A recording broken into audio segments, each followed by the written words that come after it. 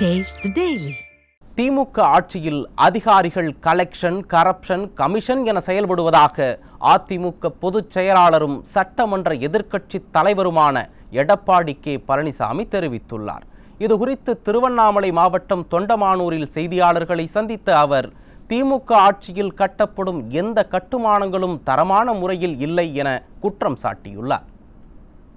தென்பெண்ணை ஆற்றின் குறுக்கே நெடுஞ்சாலைத்துறையால் கட்டப்பட்ட புதிய பாலம் தண்ணீரால் அடித்து செல்லப்பட்டுகின்றன. இந்த பாலத்துடைய மதிப்பு 16 கோடி ரூபாயில கட்டப்பட்ட பாலம். இந்த பாலத்தின் கட்டுகின்ற பொழுது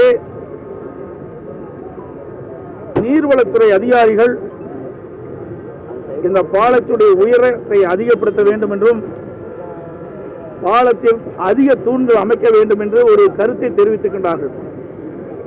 அதையெல்லாம் கவனத்தில் கொள்ளாமல் நெடுஞ்சாலைத்துறை எடுத்தேன் கவுத்தேன் என்ற நிலையில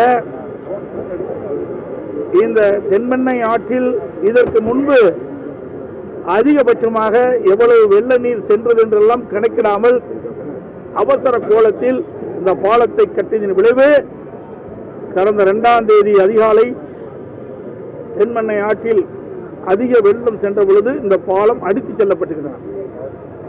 1972ஆம் ஆண்டு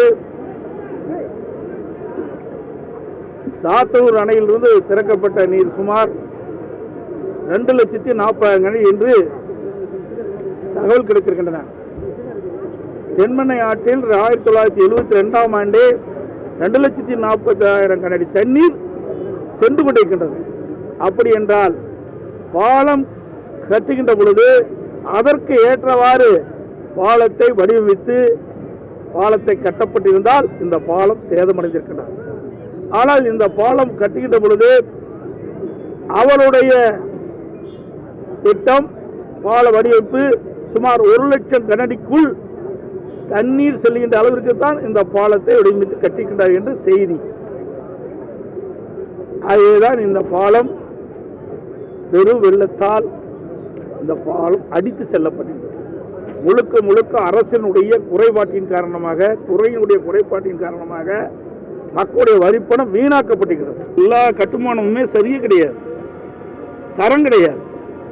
இந்த ஆட்சியினுடைய நோக்கம் கலெக்ஷன், கமிஷன், கரப்ஷன் இதைதான் முன்னிருந்து செஞ்சிட்டு இருக்காங்க ஒழிய இவர்கள் கட்டுகின்ற கட்டடமோ இவர்கள் கட்டுகின்ற பாலமோ உறுதித்தன்மை இல்லை என்பதற்கு இந்த தென்பெண்ணை ஆற்றில் கட்டப்பட்ட பாலம் வெள்ளத்தில் அடித்து செல்லப்பட்டதுக்கு சான்று. மத்திய அரசு பொறுத்தவரைக்கும் காங்கிரஸ் ஆட்சியாக இருந்தாலும் சரி அல்லது பாரதிய ஜனதா ஆட்சிக்கு இருந்தாலும் சரி, எந்த ஆட்சியாக இருந்தாலும் பேரிடர் நிவாரண நிதி தமிழ்நாட்டிலிருந்து கேட்டால் உடனடியாக விடுவிப்பதே கிடையாது. 1000 கோடி கேட்டால் 10 கோடி கொடுப்பாங்க. இதுதான் கடந்த காலத்துடைய நிலைமை. அது திராவிட முன்னேற்ற கழக ஆட்சியிலும் சரி, அதிமுக ஆட்சியிலும் இப்படித்தான் இருக்குது. அது மட்டும் இல்ல, திராவிட முன்னேற்ற கழகம் மத்தியிலையும் ஆட்சியில் இருந்தாங்க, மாநிலத்திலும் ஆட்சியில் இருந்தாங்க. அப்பொழுதும் இப்படி பேரிடர் வருகின்ற பொழுது நிவாரண நிதி அவர்கள் ஆட்சி அதிகாரத்தில் அங்க வைக்கல, காங்கிரஸ் ஆட்சியிலே சரியான நிவாரணம் கொடுக்கல.